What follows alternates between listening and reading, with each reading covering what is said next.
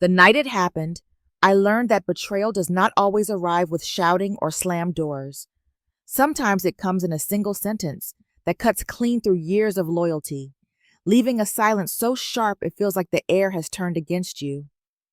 I remember standing there, stunned, realizing that the people you sacrifice the most for can become the very ones who push you out of your own life. That moment did not break me, but it forced me to choose myself in a way I never had before. And that choice changed everything. Before we dive into today's story, take a moment to share where you're tuning in from. We love seeing how our stories connect people from all around the world. Your comments and thoughts bring this community to life, and we're so grateful to have you on this journey with us.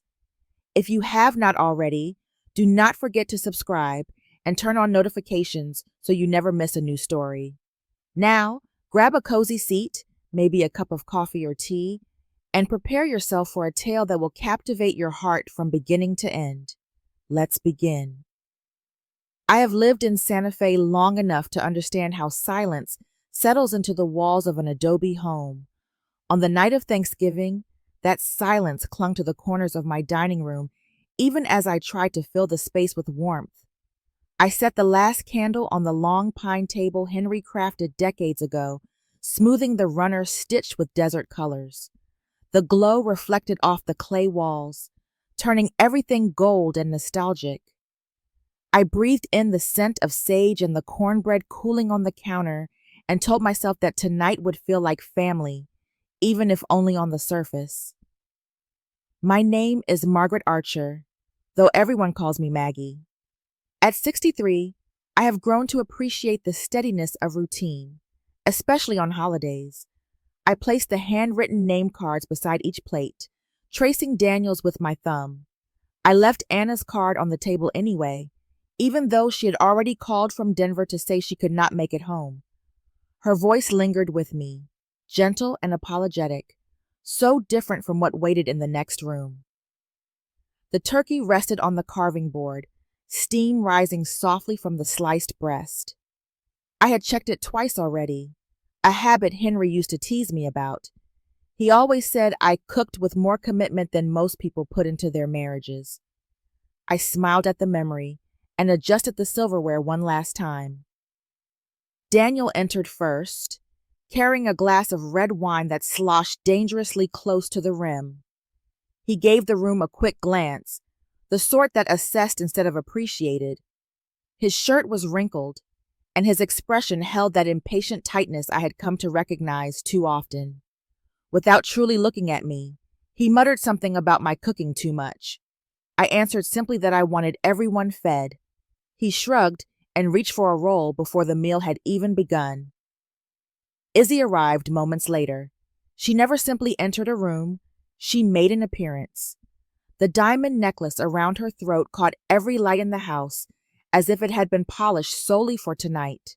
Her parents trailed behind her, speaking loudly about their recent vacation, acting as if the evening were being hosted for their entertainment.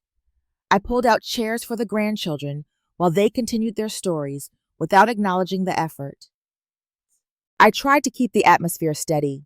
I asked the children about school, passed the sweet potatoes, and commented on the crispness of the autumn air.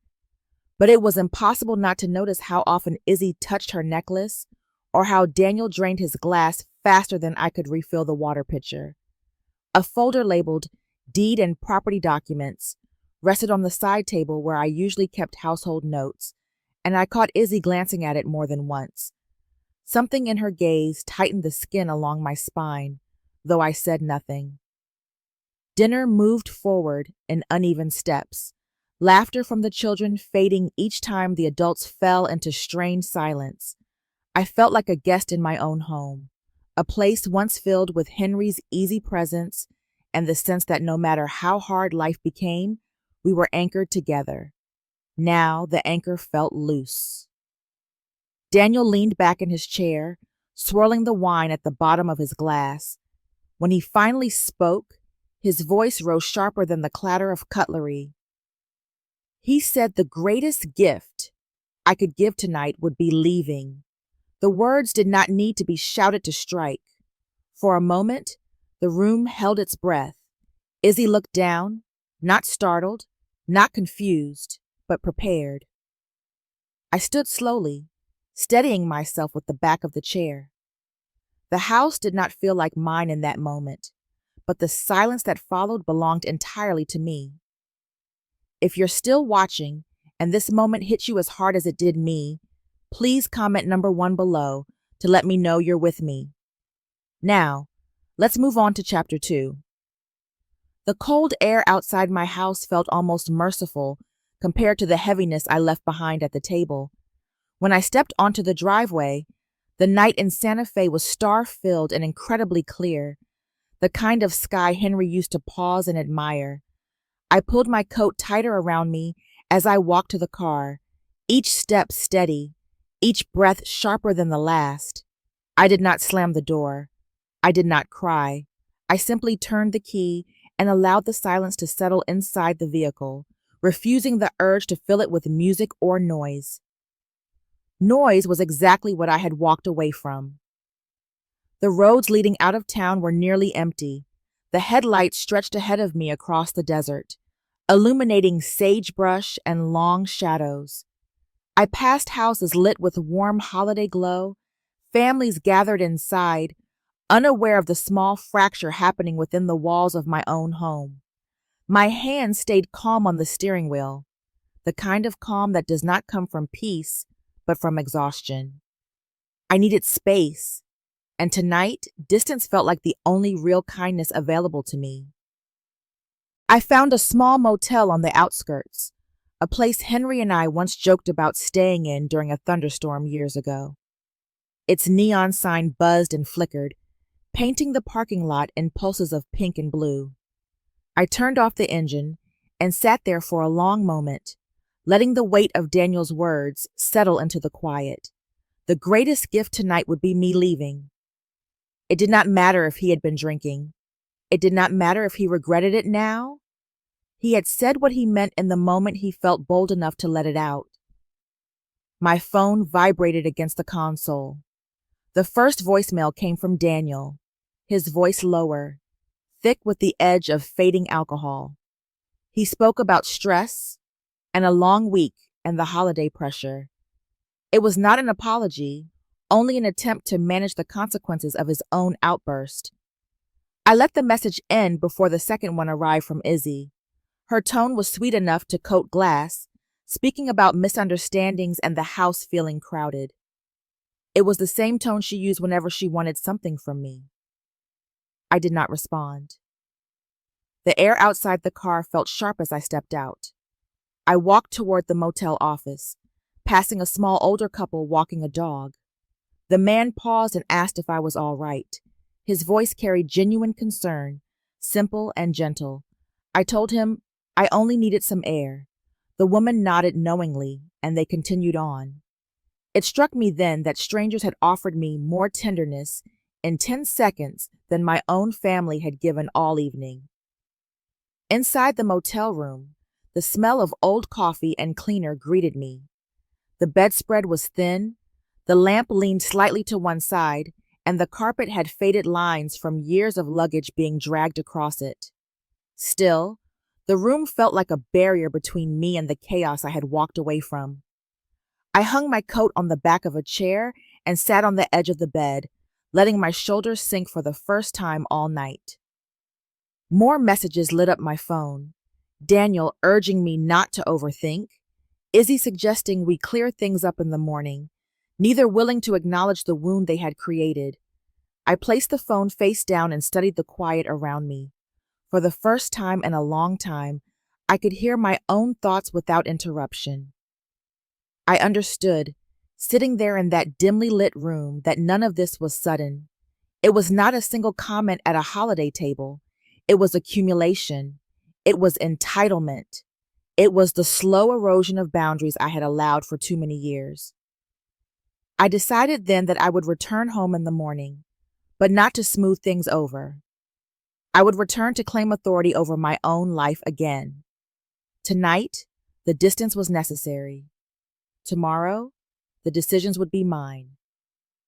The motel light above the window flickered twice, casting long shadows across the room. I lay back on the bed, exhaled slowly, and let the quiet hold me. If you're still watching, and the tension is building for you too, please comment number 2 below so I know you're staying close. Now, let's continue with chapter 3. The sun was barely rising when I left the motel. The cold morning air wrapped around me as if it had been waiting outside my door all night. I drove through the quiet streets of Santa Fe with a single intention: retrieve my belongings and leave that house behind me. I had no interest in apologies or explanations.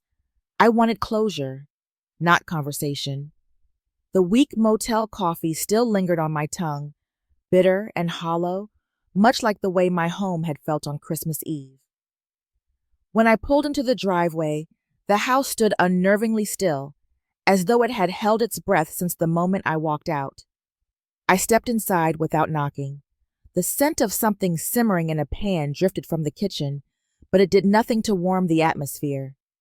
Imogen stood by the stove, dressed more neatly than she ever was on a normal morning, as if she had prepared for an audience that did not arrive.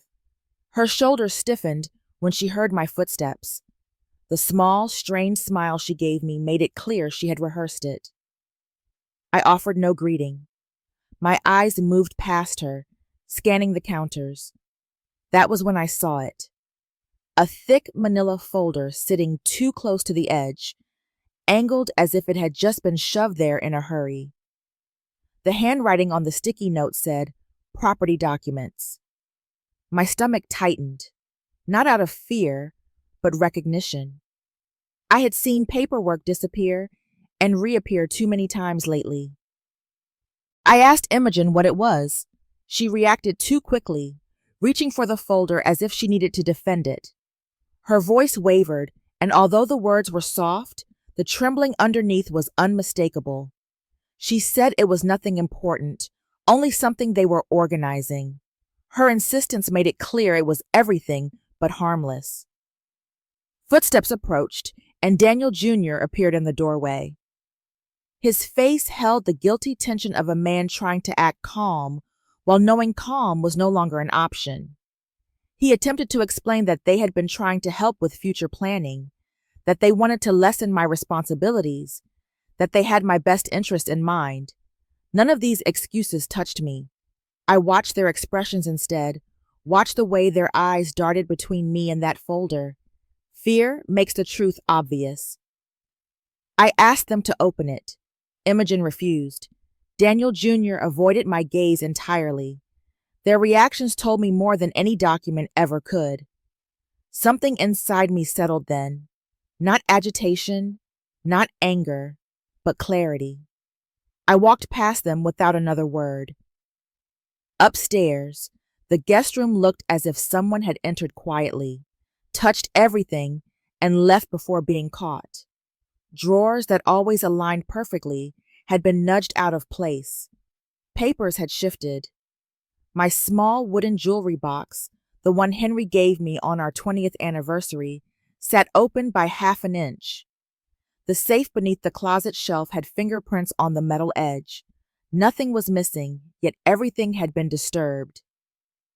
It hit me with a cold finality that they had not acted on impulse. They had searched my home, explored my private spaces, and prepared a plan without my knowledge. Standing in that room, I felt the fracture between us splinter into something deeper, something irreversible. I closed the drawer slowly, one by one, as if sealing away the last of my denial. When I reached the final drawer, my hand paused. I knew then that I would not leave the house in defeat.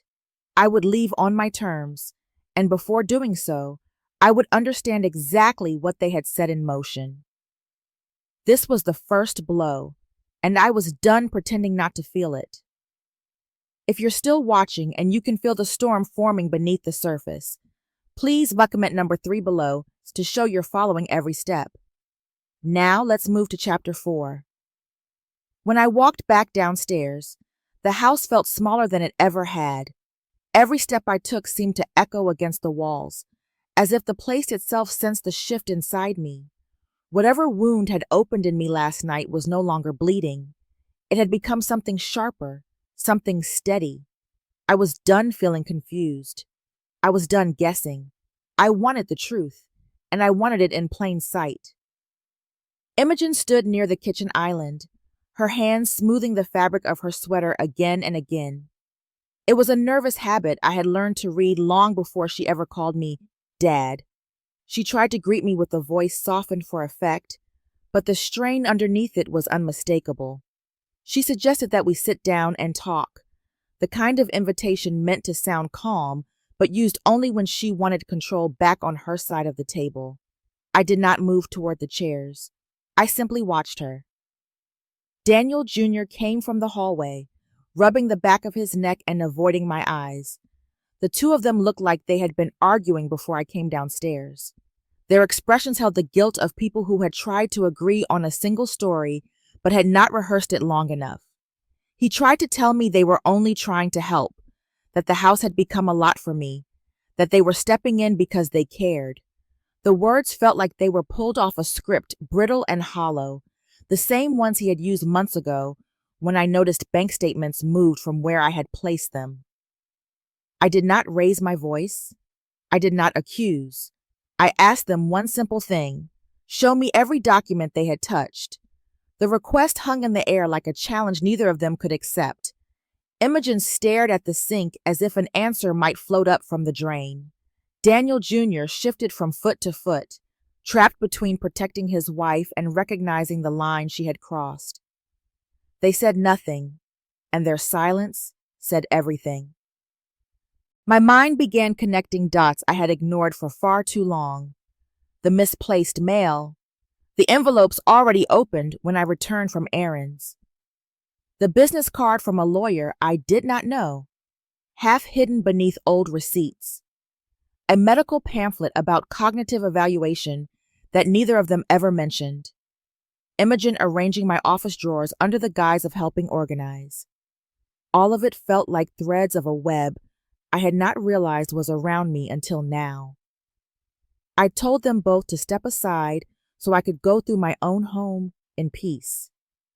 Imogen reacted instantly, too quickly to be innocent. She stepped forward, insisting that I should stay so we could talk about what happened last night. She tried to nudge the conversation toward emotion, toward old habits, toward guilt. It was her familiar tactic: soften the conflict, blur the edges, make the issue feel smaller so she could maintain control. But there was nothing soft left in me. Not today. Daniel Jr. placed a hand on her arm to quiet her, but even he could not keep the panic from rising. He tried to mediate, saying they could solve everything right now if I just stayed. He did not realize that he had already said too much. When Imogen mentioned an appointment at 10 o'clock the next morning, an appointment I had not been told about, her own words betrayed her. She froze as soon as she realized she had slipped, but the damage was done. 10 o'clock was not a casual meeting. It was part of a plan. I let the silence grow. I wanted them to feel it. I wanted them to sit in the weight of their own actions. My quiet made them more nervous than any shouting could have. Both avoided looking at me now, as if the truth might strike harder if they met my eyes. Without responding, I walked to the front door. I heard Imogen call after me, her voice rising in that desperate pitch people reach when they lose the illusion of control. Daniel Jr. did not follow. He knew better. I stepped outside, the cold air hitting me with clarity I had not felt in years. Their attempt to manipulate me had failed, and their failure had given me exactly what I needed: direction. I was no longer reacting. I was preparing. If you're still watching and the pressure in the story is gripping you, please comment number 4 below to let me know you're still here. Now let's move on to chapter 5. I sat in my car for a long moment before turning the key. The cold morning light spread across the street in a pale wash, revealing a quiet neighborhood waking up slowly, unaware that my own world had just cracked open. I was not angry anymore. anger is loud. What I felt was quiet, sharp, and settled deep in my chest like something that had been waiting years to form. I had walked out the night before thinking my absence would be the loss. Now I understood the real danger was what could happen in my absence. The mention of a 10 o'clock appointment replayed in my mind. The urgency in Imogen's voice, the fear in Daniel Jr.'s eyes. Whatever they were planning would happen tomorrow, and it would not be in my favor. I was done waiting to see how deeply they intended to cut me out of my own life. I reached for my phone and dialed the only person who could help me without hesitation, Martin Cole. When he answered, I did not need to explain every detail. His tone shifted the moment he heard the strain in my own. He told me to stay out of the house, to avoid confronting anyone further, to sign nothing and hand over nothing. He was already preparing to drive to Santa Fe. But instructions alone were not enough. I needed to know exactly what I was fighting. I started the car again, but did not pull out of the driveway. I drove a short distance down the block, parked near the corner, and stepped out into the cold. The air felt thinner than before, carrying a dryness that matched what I felt inside. I walked back toward the house on foot, keeping my steps light on the pavement. I reached the porch without a sound, positioning myself near the door where their voices slipped through the cracks of wood. What I heard solidified everything. Imogen's voice came first, sharper than I had heard it in months. She blamed Daniel Jr. for leaving the folder where I could see it. She said the schedule had been pushed forward, and now they had no choice but to force the appointment tomorrow. Daniel Jr. tried to defend himself, but the tremble in his voice betrayed the truth. He knew they had gone too far, but he had gone along with it anyway. I stood still, listening as they revealed more with every word. They spoke about sorting through my mail, accessing my account information, and searching for the original house deed. They talked about me leaving the night before as if it had been part of their plan.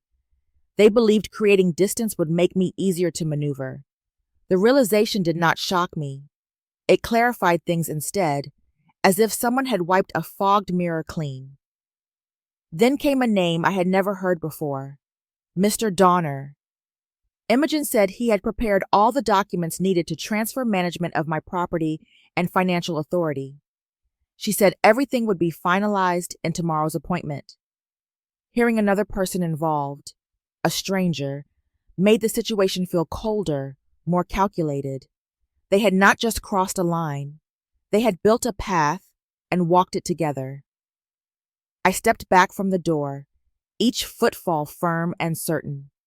My chest tightened, not with grief, but with the final acceptance of who my son had become. I could no longer blame stress, or his wife, or misunderstanding. He had chosen this path. He had chosen betrayal. I walked down the street as I called Martin again.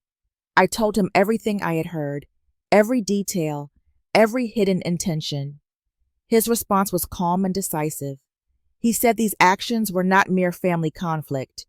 They were violations of privacy, manipulation, and likely an attempt to commit fraud. He told me he would be here within the hour. I ended the call and stood still for a moment under the cold morning light. A house I once believed held my family had become the place where trust died. Whatever happened next would not be emotional. It would be necessary. This was the breaking point, and I stepped into it without looking back. Martin arrived before 9, just as he promised. I was standing in the front yard when his gray sedan pulled into the driveway. The sight of him stepping out of the car, briefcase in hand, and determination etched across his face, steadied something inside me. For the first time since this nightmare began, I felt the ground under my feet again. His presence did not just mean legal protection, it meant I was no longer fighting alone. We walked toward the front door together. My steps were measured, calm, completely unlike the man who had left this house the night before.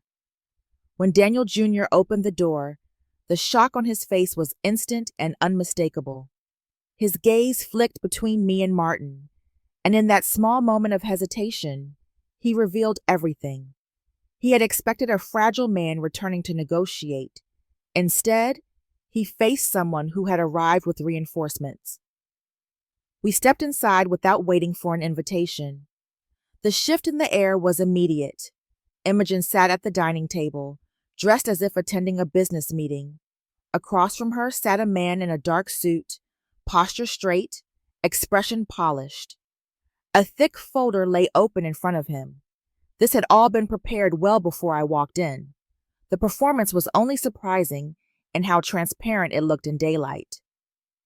The man introduced himself as Mr. Donner. The title he used to describe his role in this process was vague and intentionally comfortable. It was an attempt to appear legitimate, but Martin was not the type to be swayed by surface. I watched him place his briefcase on the table with a deliberate click, the kind that could cut through pretense like a blade. He asked to see the documents immediately. The request was not hostile, simply firm. It carried the authority of someone who knew his ground better than anyone else in the room. Mr. Donner hesitated, just for a second, before sliding the papers forward. That hesitation was enough for Martin to raise an eyebrow. One by one, Martin examined the documents. I watched his expression change in quiet, controlled degrees.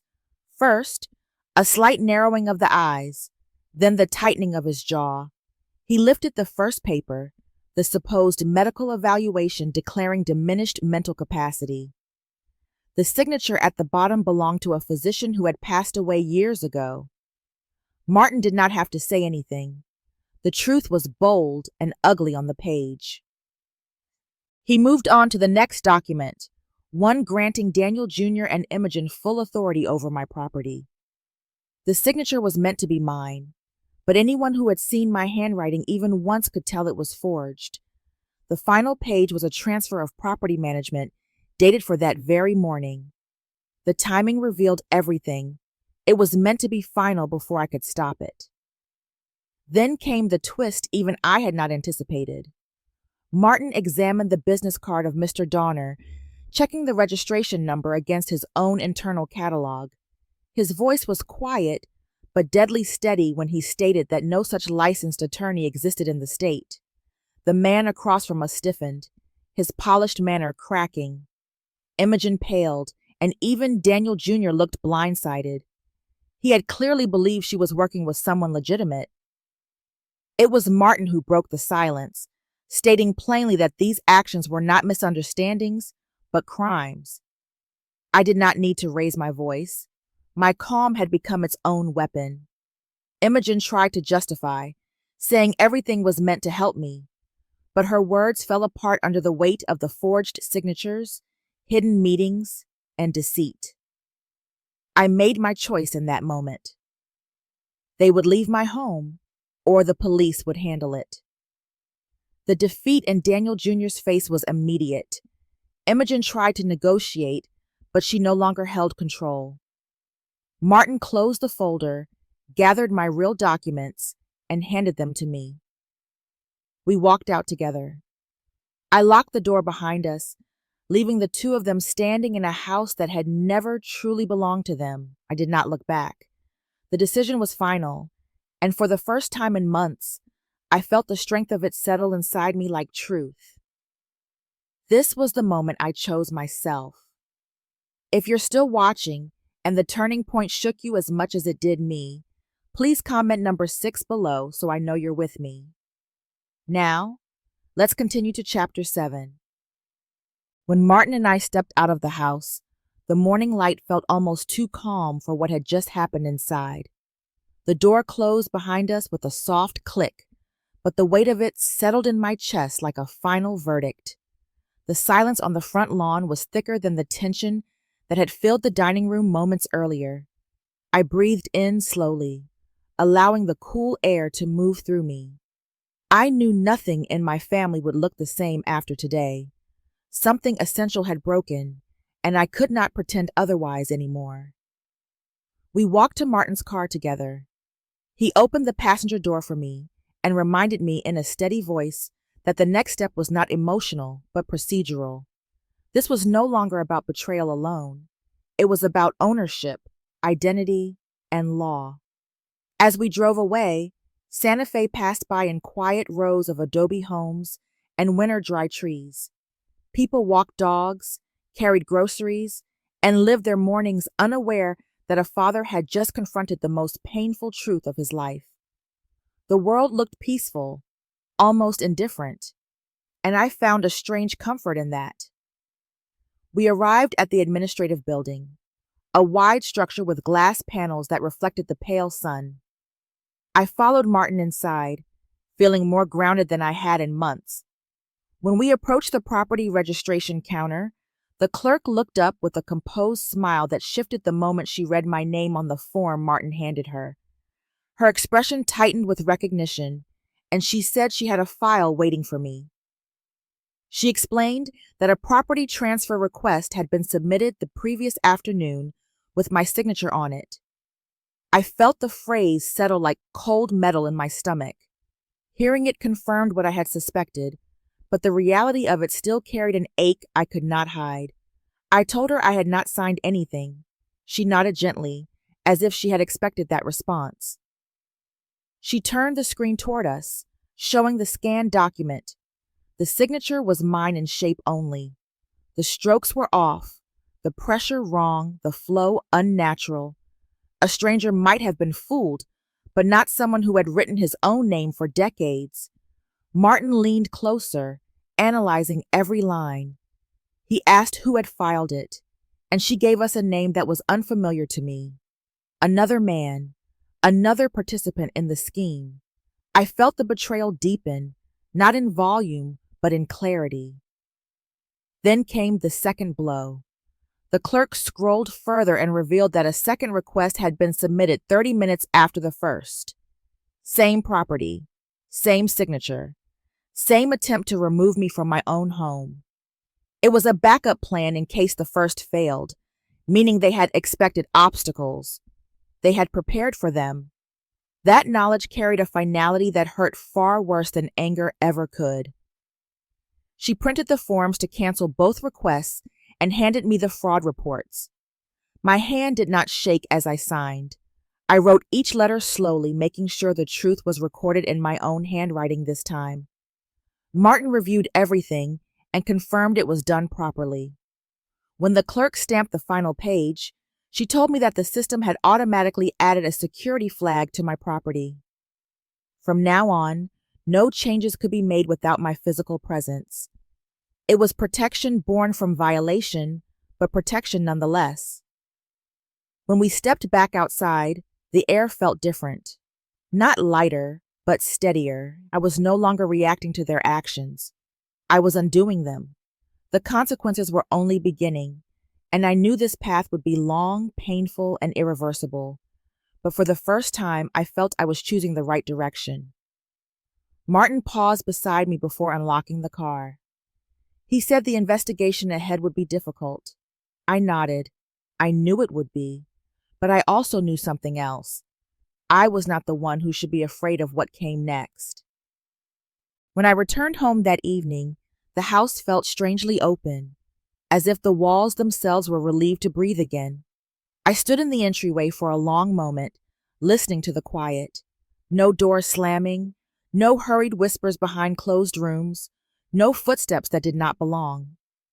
It was the first time in months that the silence did not feel like a warning. It felt like the beginning of my own company again.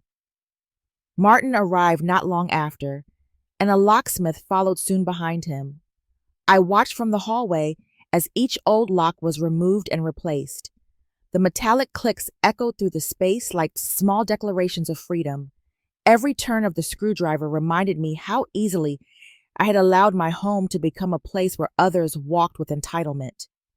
I had forgotten that I had the right to shut my door to anyone who treated me like an obstacle rather than a father. By the time the locksmith packed up, the sun was dropping low. Martin opened a folder on the dining table and guided me through the next steps. He laid them out carefully, closing every shared account, moving my savings into a protected individual account, cutting all financial support, and updating my last will and testament. It looked clinical on paper, but I felt the weight of every line. These were not small corrections. They were the pillars of a new life, one I had been too hesitant to build until betrayal pushed me forward. I signed the documents one by one. I wrote my name slowly, making each stroke deliberate. The decision to remove Daniel Jr. from my will made something inside me twist, not with doubt, but with a kind of grief that had no tears attached to it. I was not punishing him. I was protecting myself, and perhaps protecting him from a life where easy access to my resources had encouraged recklessness. After Martin left, I walked through the house room by room. In my office, the sight of the slightly moved envelope inside the safe reminded me that Imogen had searched deeper than she admitted. Yet even that did not shake me. What mattered now was that the house, for the first time in a long time, felt like it belonged to me again. When I finished checking the windows and doors, I made myself a simple dinner. The quiet did not feel lonely. It felt earned. Before going to bed, I wrote a single line on a note and set it on the kitchen counter where it would be impossible to ignore. The house is mine. The payments are gone. As I turned off the lights, I felt the calm of someone who had finally chosen a direction and was no longer afraid to walk it alone. If you're still watching and you can sense everything finally coming together, please comment number 8 below to let me know you're still following this journey. Now let's move toward the ending. The house was quiet when the call came in. The morning sun had barely pushed through the curtains, yet I felt unusually awake, as if my mind had been preparing for this moment long before the phone rang. The screen showed the number for the Santa Fe Police Department. I answered without hesitation. The officer on the line spoke in a steady, practiced tone, informing me that they needed me present to verify elements of the complaint and to assist with the next procedural steps.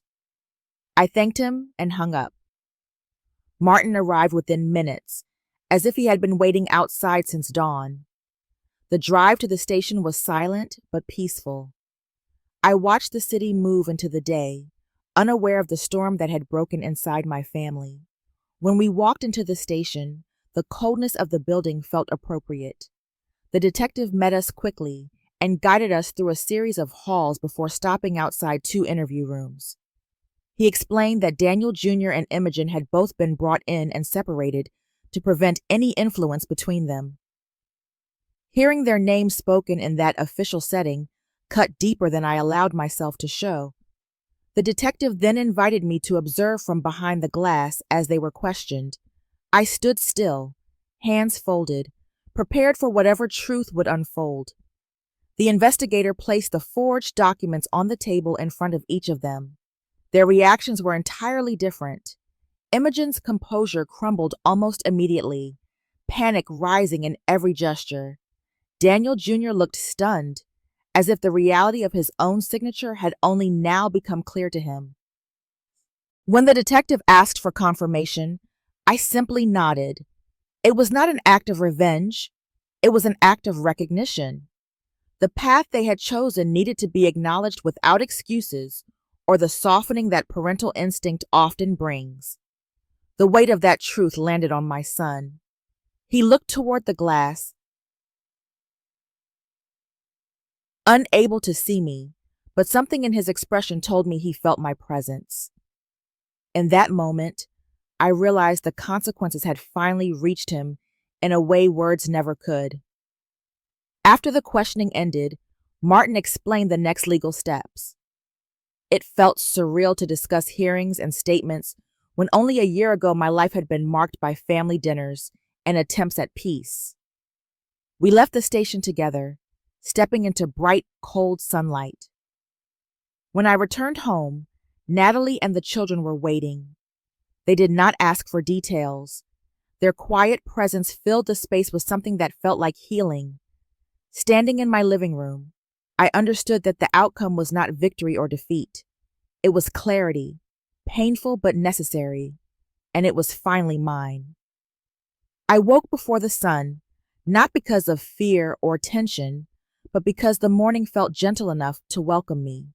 For the first time in a long while, I moved through the house without bracing myself for conflict or disruption. The light drifted softly across the floors, touching the walls with a warm calmness that seemed to echo a new beginning. Every room was still, every corner familiar, every lock newly changed and firmly mine. I breathed in the quiet, realizing how deeply I had missed the feeling of ownership over my own life. Walking through the hallway, I paused near the living room window. The view of the Santa Fe horizon held a clarity I had forgotten existed. It was as if the chaos of the past year had finally stepped aside, allowing me to see the world without weight on my chest. This house no longer felt like a battlefield. It felt like a place where life could be rebuilt, piece by piece. Later in the morning, Natalie arrived with the children. They ran straight into the backyard, their laughter rising into the air like small sparks of life. Natalie stood beside me for a moment, studying my expression without demanding answers. Her presence alone offered something steady, something that reminded me that family could also be gentle and loyal. She asked how I was doing. I told her I was finding my way back to myself. It was the truth, simple and unpolished. She nodded without pushing further, and I appreciated her restraint more than she knew. When my phone vibrated on the counter, I saw a message from Daniel Jr. It was short, an apology that carried the tone of someone who had finally looked at his own reflection without excuses. I did not reply immediately. Forgiveness, like healing, needed to grow with time. But I did not close my heart to it. I only placed the phone aside and let the silence decide the moment. As afternoon settled in, we shared a simple dinner. The children talked about school and winter plans, their voices filling the space that once held tension. I looked at the silver cup that belonged to my late wife, felt the weight of memory, and understood how far I had come. That night, I wrote in my journal. I wrote about boundaries, resilience, and the strange, quiet courage it takes to protect one's own peace. When I finished, I stepped onto the porch and watched the last glow fade behind the mountains. In that quiet, I understood something clearly. Peace is not something that arrives. Peace is something you choose and something you defend. There are seasons in life when silence becomes a teacher, when the dust finally settles and the truth stands without needing to be defended. In those moments, we learn that peace does not come from holding everything together, but from letting go of what was never meant to be carried. Boundaries become acts of courage, and choosing ourselves becomes an offering to the future rather than a rejection of the past. Healing arrives quietly, not as a dramatic revelation, but as the steady return of breath, clarity, and trust in our own steps. And with time, the heart remembers that strength is not born from hardness, but from refusing to abandon our own worth. Thank you for spending this time with me. If this story touched you, moved you, or reminded you of your own strength, I would love to hear your thoughts. Please leave a comment, follow, and subscribe to the channel so we can continue sharing these journeys together.